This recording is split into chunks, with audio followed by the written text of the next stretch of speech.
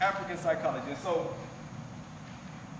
I was trying to find definitions of African psychology. I wanted a really concise definition of African psychology. And I got this. This is like that concise definition right here. This is the concise definition of African psychology.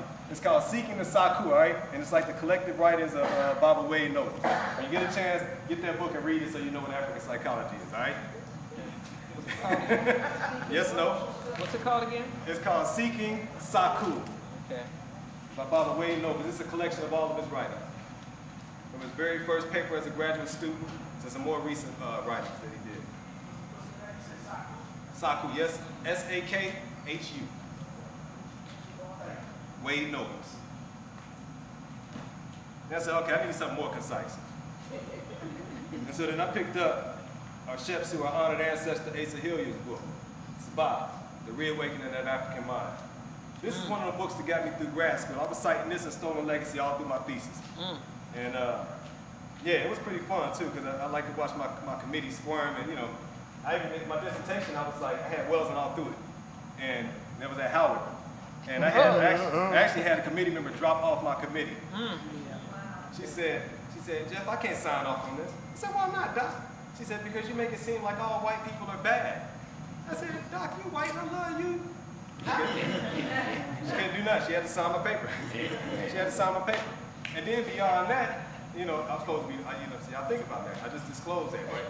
To a room full of revolutionary folks. There is no contradiction there. Right.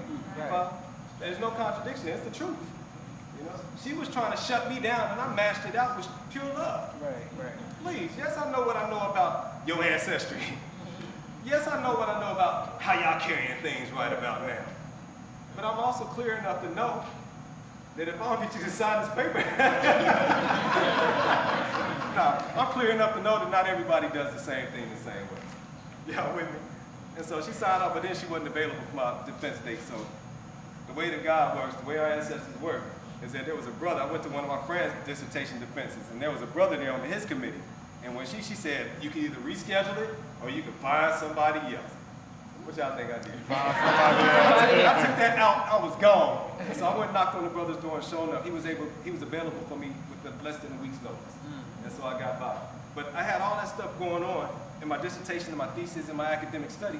And what it did, it helped to grow me and grow me and grow me and grow me and grow me.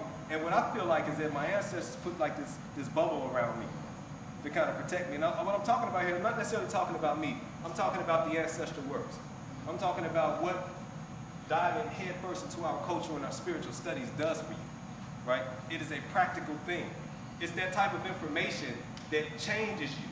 It's the type of information that kind of restructures your experiences and your expectations of life.